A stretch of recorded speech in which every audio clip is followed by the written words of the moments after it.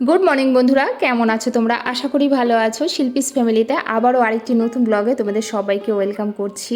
তোমরা ভাবছো দিদিভাই সকালবেলায় আজকে ঘর মুছছে। হ্যাঁ, এটা এখন মোটামুটি ব্লগটা অনেকটা টাইম হয়ে গেছে, প্রায় 10:30 11টা বাজে।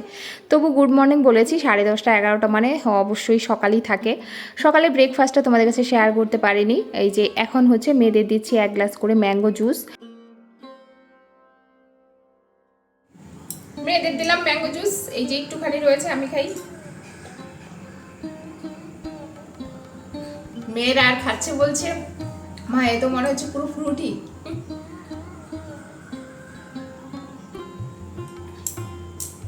একটু বরফ দিয়েছি।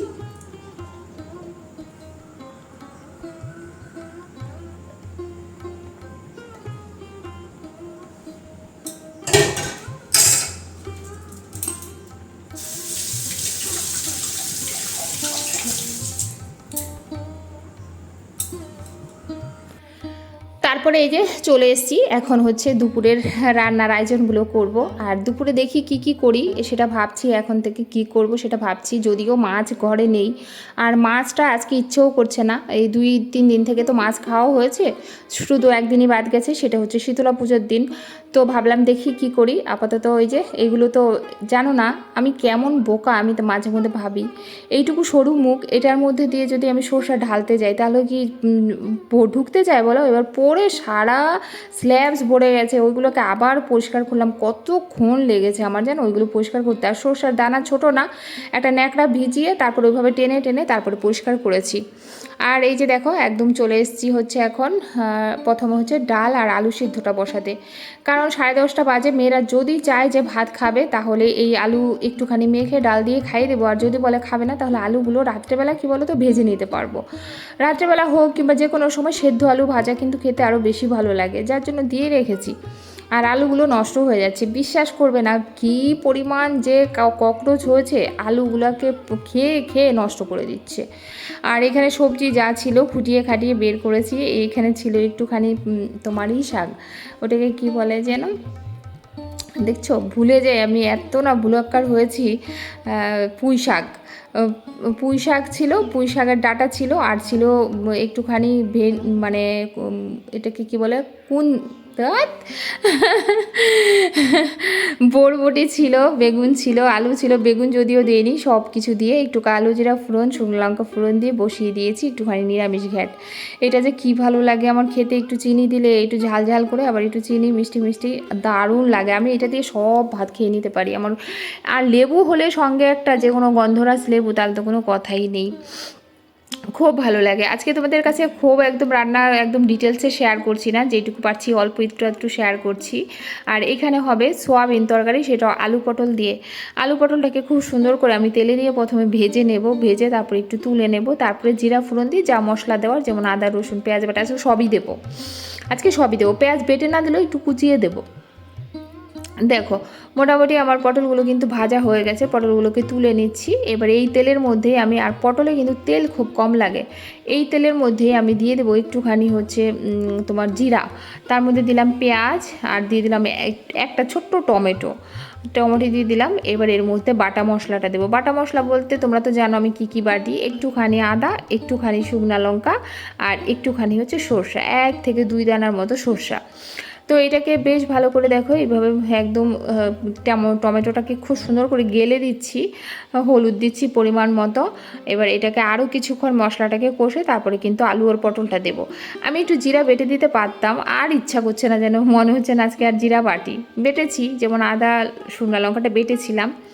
তো এবার দিয়ে দেওয়ার পরে এই যে দেখো সয়াবিনগুলো আমি অলরেডি কিন্তু সেদ্ধ করে রেখেছি। তোমরা কীভাবে দাও আমি জানি না, আমি কিন্তু সয়াবিন সেদ্ধ করে যে কোনো তরকারি রান্না করি।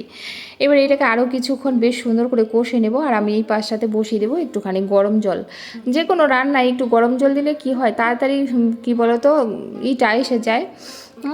আর কি বলে দেখো সব আমার মাথা গুলিয়ে যাচ্ছে। আচ্ছা ঠিক আছে, যাই হোক, তাড়াতাড়ি সেদ্ধ হয়ে যায়। আর এই যে একদম অল্পখানি জল দিয়েছি, একদম মাখা মাখা হবে, নামিয়ে নেবো। একদমই মাখা মাখা করবো আজকে, একটুও ঝোল রাখবো না, একদম মাখা মাখা। এটা দিয়ে গা মাখা, এটা দিয়ে সুন্দর ভাত মাখিয়ে খাওয়া যাবে। তাছাড়া তো ডাল হয়েছে, তোমরা দেখেছো, ডাল যেখানে হয়েছে সেখানে আর কোনো চিন্তাই নেই। তারপরে তো দুটো পদ হলো, ওই দুপুরের মতো হয়ে যাবে। এই দেখো ফাইনালি তোমাদের দেখাচ্ছি কেমন হয়েছে কালারটা। আর এইখানে কি করছি বলো তো, কুলেখাড়া আর পাট শাক দেখলাম মোটামুটি অনেকটাই নষ্ট নষ্ট হয়ে গেছে, তার থেকে কিছুটা বেছে নিয়ে একদম গোটা গোটাই কিন্তু এই মচমচে করে ভাজবো। এটাকে গুঁড়ো করে ভাতের সাথে মেখে খেতে হয়। তার মধ্যে দিচ্ছি রসুন আর পেঁয়াজ। এইভাবে আমি করে থাকি, আমার মাকে দেখেছি করতে, তবে যেন গ্যাসও হয় প্রচুর। পাট শাক এইভাবে ভেজে খেলে খুবই গ্যাস হয়। কিছু করার নেই, গ্যাস হলো, কারণ খেতে যেহেতু টেস্ট লাগে। দেখো যদি খাওয়া ছেড়ে দিই তাহলে অনেক কিছুই খাওয়া ছেড়ে দিতে হবে, এই করতে করতে বাঁচবই বা কয়দিন বলো তো। এইটা খাবো না, ওইটা খাবো না, ওইটা খাবো না, ওইটাতে ক্ষতি, ওইটাতে ক্ষতি। হ্যাঁ, তবে অনেকটাই চেষ্টা করি যে এই জিনিসগুলো খেলে ক্ষতি হয় না খেতে, তবে অনেক দিন পর পর তো মাঝে মধ্যে একটু একটু বোধহয় খেয়েই নেওয়া যায়, কি বলো তোমরা? যাই হোক, রান্না সেরে গ্যাস ট্যাস মোছা কিচ্ছু তোমাদের কাছে আজকে আর শেয়ার করলাম না। অ্যাকচুয়ালি কী বলো তো, কোনো দিন মনে হয় কি একদম সব যেইটুকু করি খুঁটিনাটি সবটা তোমাদের কাছে তুলে ধরবো। আরেকদিন মনে হয় থাক না, এটা না তুললে কী হবে, রোজ একই জিনিস কি দেখাবো, ওদেরও কি ভালো লাগবে? তো যাই হোক, তোমরা যারা আমাকে ভালোবাসো তারা তো ভালোবেসে দেখো, আর সব সময় আমাকে বলো যে খুব ভালো লাগে তোমাদের, এইটাই তো অনেক বড় পাওনা বলো তো। অন্তত 800-900 লোক, 1000 লোক তো দিনে দেখছো, আর এই 1000 লোক আমার ভিডিওটা দেখে তোমরা আমাকে ভালোবাসা দিচ্ছ, এটাই বা কম কিসের। এখানে দেখো একদম ঠাকুর পুজো দিতে চলে এসেছি। ঠাকুর তো স্নান টান করে ঠাকুর পুজো দিয়ে তারপরে একটুখানি বসছিলাম। আজকে সিঁদুরও পড়িনি দেখো। আর আজকে একদিকে আনন্দ লাগছে খুব, কেন জানো তো, কারণ আজকে রাত্রে আর ঘরে রান্না নেই, ভাত রয়েছে, যা ভাতে জল ঢেলে রেখে দেবো। আর আমি কিন্তু খাওয়া দাওয়া করিনি এখনো, আর আমার ইচ্ছাও করছে না, কি জানি কেন দুপুরবেলাটা এখন ইচ্ছেই করে না, ভিডিও এডিট ফেডিট দিয়ে না একেবারে অবেলা হয়ে যায়, তারপরে আর ইচ্ছেই করে না। ওই বিকেলে হয়তো একটু মুড়ি টুড়ি কিছু খেয়ে নিলাম, রাত্রে আর খাওয়াই হচ্ছে না, এই হচ্ছে। তো আজকে হচ্ছে ওই যে শীতলা পুজো করেছিলাম, তো সবাই মিলে ওইখানে একটা পিকনিক করছে। তো আমাকে বারবার, এমনিতে তো দিদি ভাইরা প্রচণ্ড ভালোবাসে, সবসময় ডাকতে থাকে, খুবই ভালোবাসে। তা আমি টাইমের জন্য যেতে পারি না, মেয়েদের পড়াশোনা এটা সেটার জন্য যেতে পারি না, তোমরা তো জানো কতটা ছুটোছুটি করি, তো যেতে পারি না। কিন্তু কালকে নীলিমা দিদিভাই বারবার ফোন করে বলছে, শিল্পী আমরা সবাই কনফারেন্স কলে থেকে তোমাকে অনেকবার লাগানোর চেষ্টা করেছি, তো তুমি আসবে কিন্তু।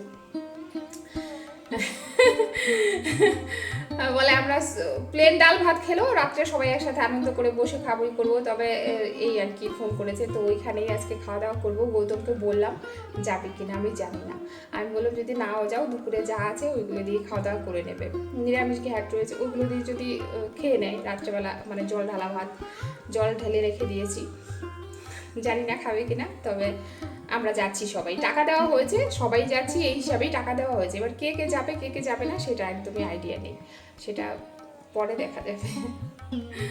তো চলো এখন গিয়ে আরেকটা ভিডিও এডিট করবো, যেটা কিনা ফেসবুকে ছাড়বো, তোমাদেরটা ছাড়া। আর কালকে ভিডিও ছাড়তে পারিনি ওই জন্যই ভিডিও এডিট করতে পারছি না, আরেকটা কথা, যাচ্ছি ষষ্ঠীতে বাড়িতে, যে কদিনের জন্য হোক 5-7 দিনের জন্য হোক যাচ্ছি, দিদিও যাচ্ছে বললো, তো দেখা যাক যাব। মায়ের বাড়ি গেলে তো বুঝতেই পারো মা তো কেমন করে, আর কিছুই করি না। হ্যাঁ, তবে টাংশগুলো একটু রান্না করি আমি, আদার্স সব মা আর দিদিই করে, আমাকে কিছুই করতে দেয় না। তো সুন্দর সুন্দর ব্লগ আসতে চলেছে, জামাই ষষ্ঠীর ব্লগ, অবশ্যই চোখ রেখো, আশা করি তোমাদের ভালো লাগবে। আর যারা দেখো তাদেরকে বললেও দেখবে, না বললেও দেখবে, আমি জানি আমার দিদি ভাইরা সব কমেন্ট না করলেও ঠিক দেখে আমার ব্লগ। তো চলো পরে আসছি, হ্যাঁ ঠিক আছে, আবার হয়তো পরে একদম আস্তে আস্তে সন্ধে বা রাত হয়ে যাবে।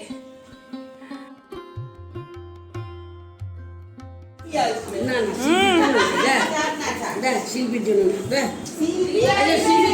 দেখেছো, আমাকে কি এরকম দেখেছো বলো? আমি ভিডিও করতে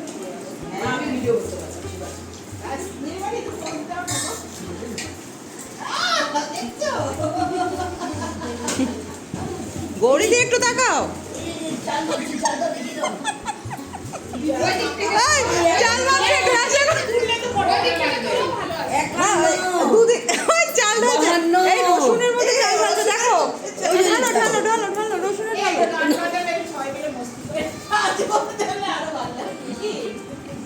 লোক নেই তো বেশি, এটাই হচ্ছে ব্যাপার।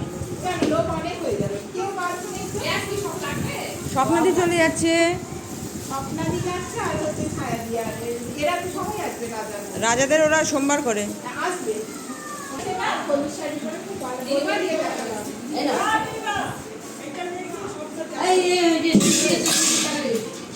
শিল্পী শিল্পী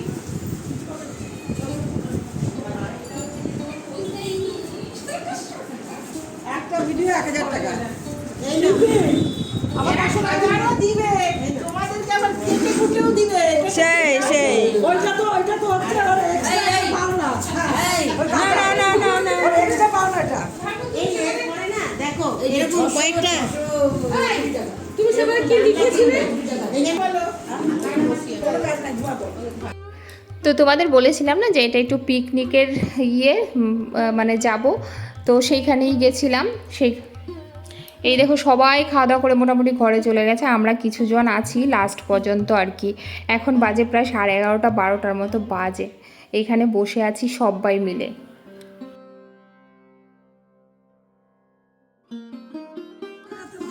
তো এখানে দেখো সত্যি সিম্পল রান্না হয়েছিল, ভাজা হয়েছিল, সমস্ত কিছু সবজি মিলিয়ে একটু ভাজা, তার মধ্যে মুগ ডাল আর হয়েছিল ডিমের তরকারি, তাও 2টো করে ডিম। আর এটাই সবাই খুব আনন্দ করে খেয়েছি, অনেক সময় ছিলাম। আর সব কিছু বলো তো ক্যামেরা বলছিল দিদি ভাইরা যে শিল্পী ক্যামেরা করো, আমি যেটুকু পেরেছি অল্প একটু করেছি, খুব বেশি করিনি। আর তোমাদের কাছে আর কিছু শেয়ারও করতে পারিনি, কারণ ওইখানে বিকেলে গিয়ে একটু কাটাকাটি করেছিলাম। সবাই চপ মুড়ি খেয়েছে, আমি খাইনি, আমি চলে এসেছিলাম। সব রকম ব্যবস্থাই ছিল বিকেলের টিফিন থেকে। আর সত্যি আমরা চেয়েছিলাম সিম্পলেই খাবো, আর ওইখানে সিম্পলেই খাওয়া হয়েছিল। আমরা খেতে অলরেডি লাস্টে বসে গেছি, এটা হচ্ছে লাস্ট ব্যাচ একদম। ওই যে জলের ওখানে উল্টা ধরেছি।